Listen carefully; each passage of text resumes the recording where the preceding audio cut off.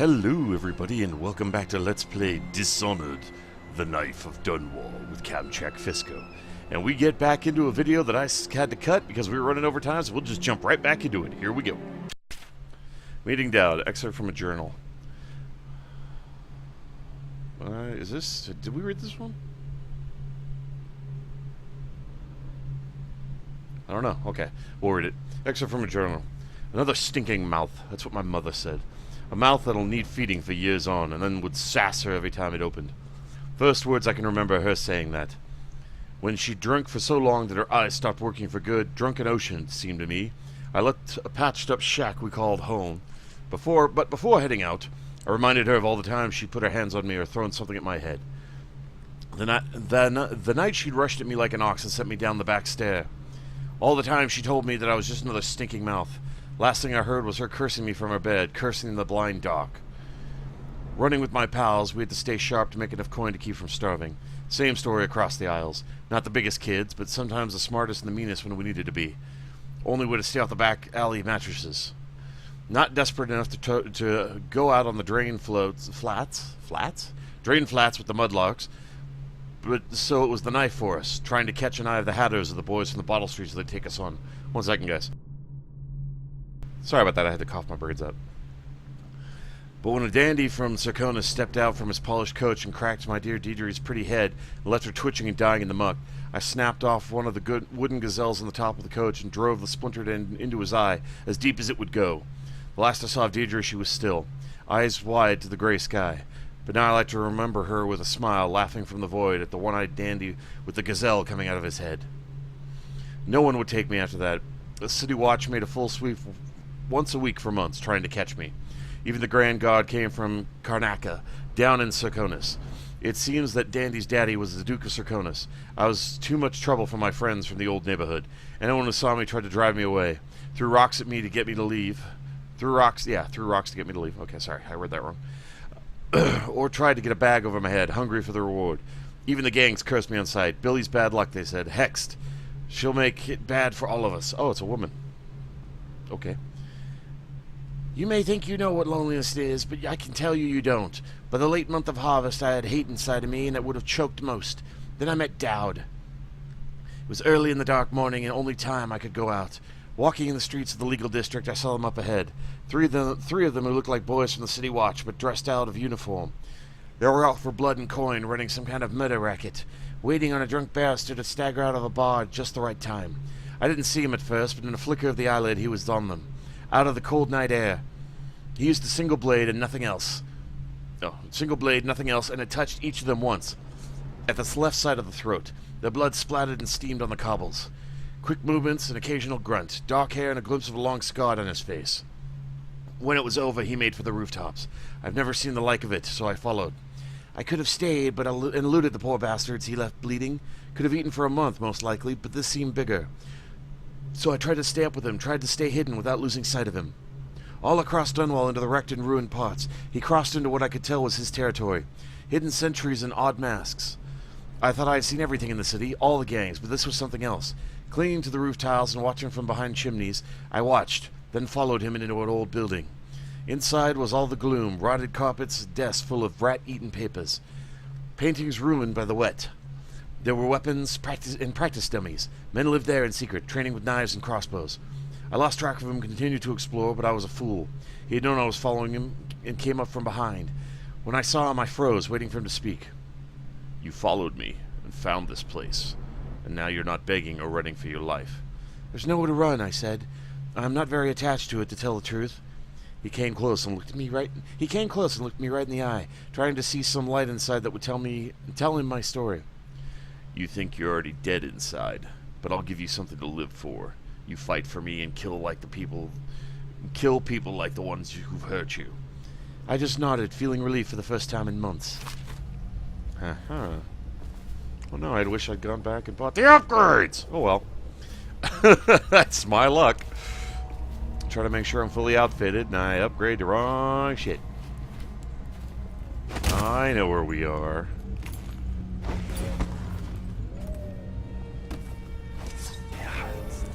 We're on the chain ascent that was behind his little building. Anything over here? Doesn't look like it. Alright.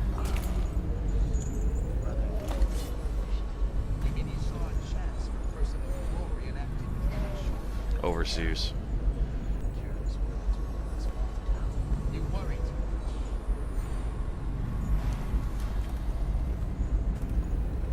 There's more topside. Oh, I see a journal. Memoirs. Excerpt from the captain's deathbed memoirs. I tell you, the very sight of the animal is uplifting. Its size rivals the largest boat, and its sound resounds across the ocean. The great fins are as long as 2 men. A single fin is black as the rocks at the bottom of the darkest waters. But the remainder of the animal is as white as Tyvian snow. Even the tentacles hanging beneath its face are the palest white, twisting and dragging in the cold depths. When the great whale breaks, everything else is lost from focus, distant and diminished, as if you were transported to a lost, lonely place that cannot exist. My entire life I ran after this dream, burned into my mind when I was but 10 years old. Since my first year at sea, the apparition has never left me. I have hunted its trace, followed half-told rumors of the thinnest of clues, part of a song, played by musicians at a Morley pub, at the edge of town north of Kilkenny, once from a sketch, found among the belongings of a dead sailor. On rare occasions, I was guided to a more substantial evidence, an evening's meal and conversation with the captain who had sighted a great whale in a season past. At 13, I was already well familiar with the whaler foam, and by 16 years, I was seconded captain, sailing uncharted stretches of the sea. When I got my own rickety boat at 20, I was already known as the bloodiest whale hunter in all the Isles, the most consumed, the maddest with frustration. Hunting and killing hundreds of whales, I never saw it again. I drove my ship and my men like hounds in the worst winter, over a lifetime. I carried my hope of seeing it, touching the cool dead flesh once it hoisted over the deck. I needed to hear its song again to understand the effect it had over to me, to immerse myself in its final moments of life. Now racing against my age and infirmity, my growing madness is killing this vision, this childhood dream, so that I wonder if it was ever real to begin with. My life seems already written and I have failed. I realize now that it is crazy, this dream. Did it really exist in the world? In mine? Yes. 1 second, guys, I gotta cough my brains out. Sorry about that. Alright, so now we're back into it. Should we gather for whiskey and cigars tonight? Chances are very good. Alright. What are the patrols above us? I wonder if we don't fall off. Overseer Hume is right there. There's one of those stupid guys with the machines.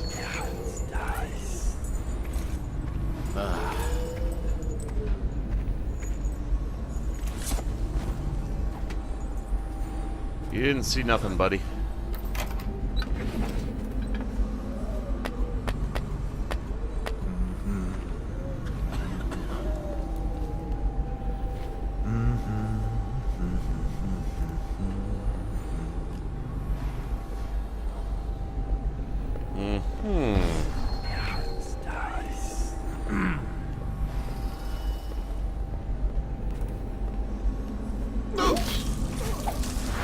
Poof, and you're gone.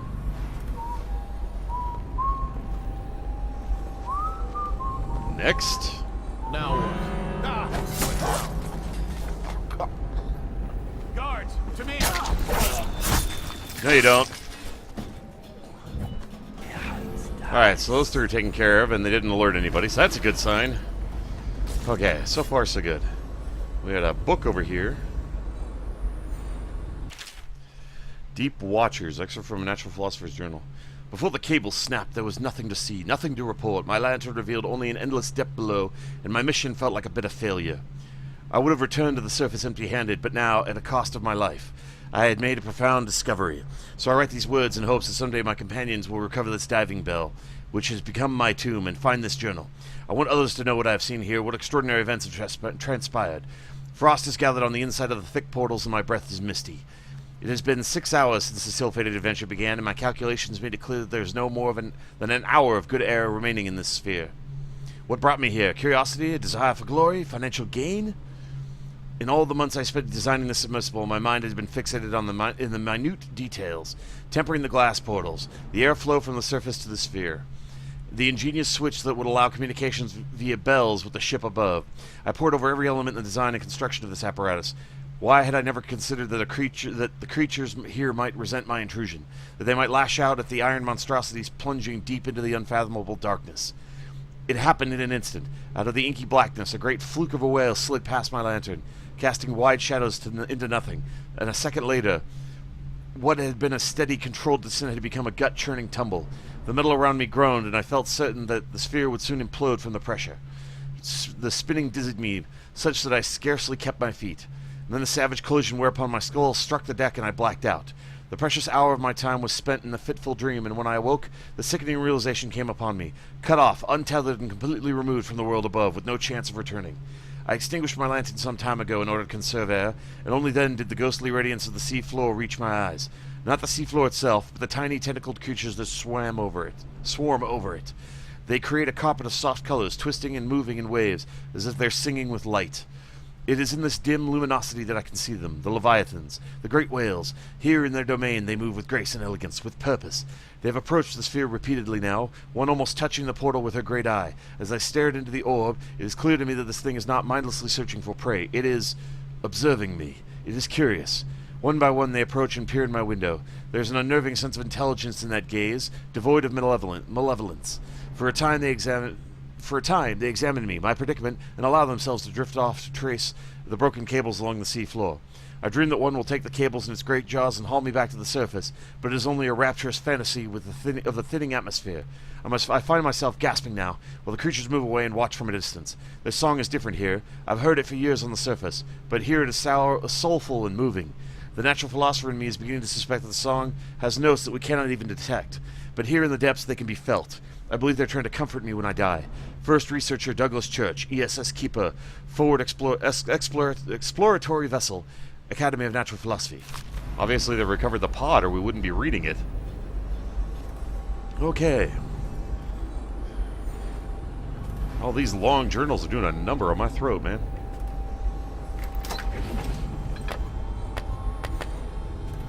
Okay, is there anything here to grab? Doesn't look like it. Nice.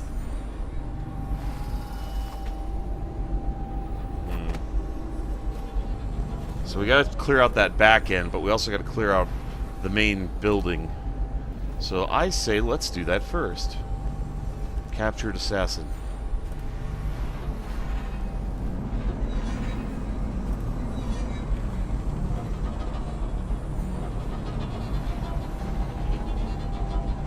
As long as he's churning it, I can't do anything. Nice. Can I snipe him from a distance?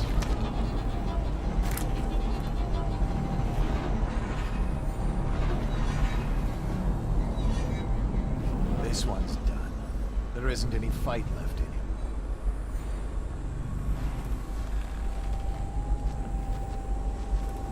Come on, turn around. Keep to the shadows.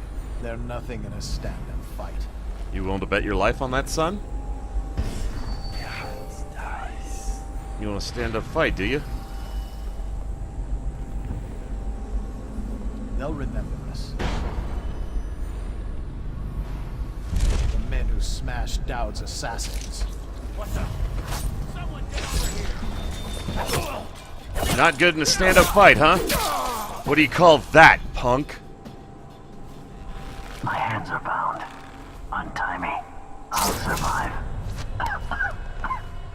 I'll await your signal. Alright. Good luck.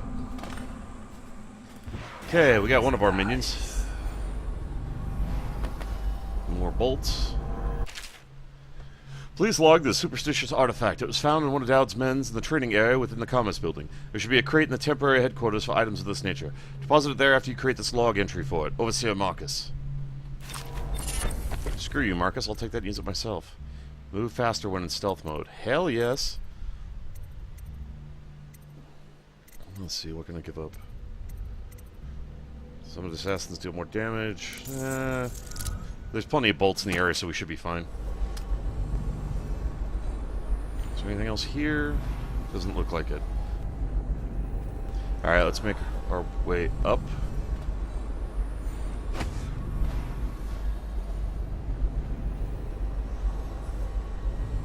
Evening, sir. Shouldn't be invading my territory, you punk. Okay, so we're almost to the Overseer's. Is it true that more bone charms have been taken from apostates since the plague started? Huh?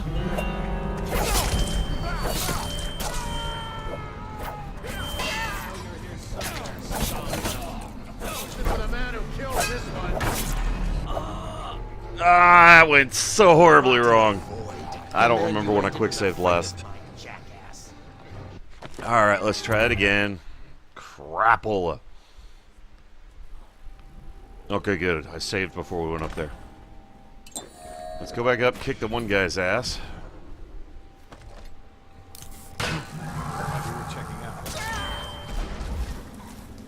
Not what I meant to do. This is not going well. Oh man, it was an autosave. Alright. Make sure we quick save so it actually remembers that. Okay, there we go. Stop that. Switch to the right ability, you stupid thing.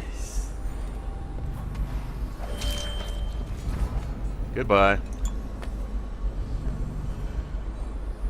Let's see. Let's give these arc mines a little whirl, shall we? Where the hell are the arc mines? There we go. Yes. Huh? Goodbye! Damn, that's effective! That is phenomenally effective. Holy crap. When Yeah. I find you, it's gonna be Come bad. check it out, guys. I know you're here.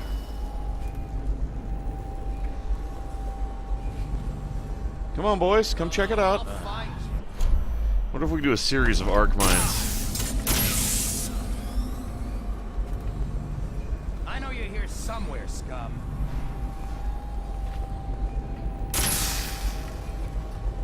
When I find you, it's going to be bad. Damn, this thing is effective! Wow, that is awesome! Holy crap, that is so awesome! Holy hell, that is so effective. We know you're here. There's Overseer Hume. At my hand.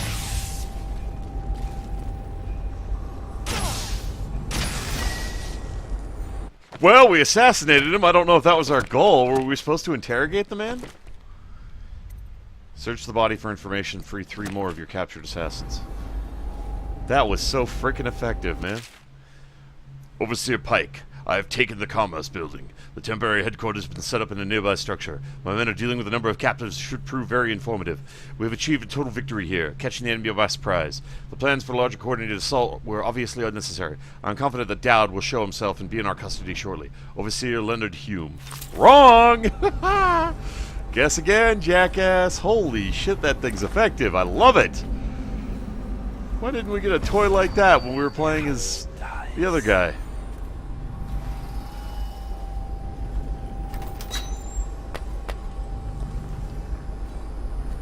Is there anything of consequence here? Dowd. Reward of 5,000 coins for capture or death. The offenses of this man are high crimes under the strictures of the High Overseer, municipal laws of the city wall of Dunwall, and the edicts of our brave Lord Regent in these times of peril. Whatever. Dowd's log, latest log entry. Sorry about that, I had to cough. 18 years on this wretched rock, in this city of filth.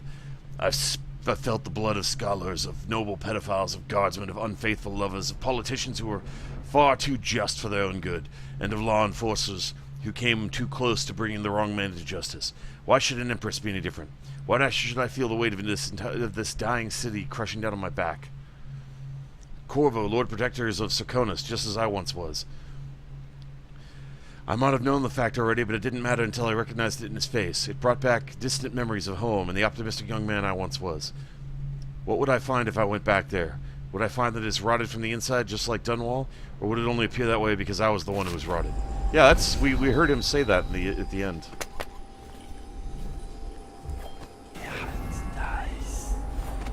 see what's upstairs real quick. Obviously ruined, because I can hear the damn thing. I'll take some more mines. Those things are awesome. Powers. Can we do anything? We're not going to be able to afford to upgrade anything before the end of the game. Alright.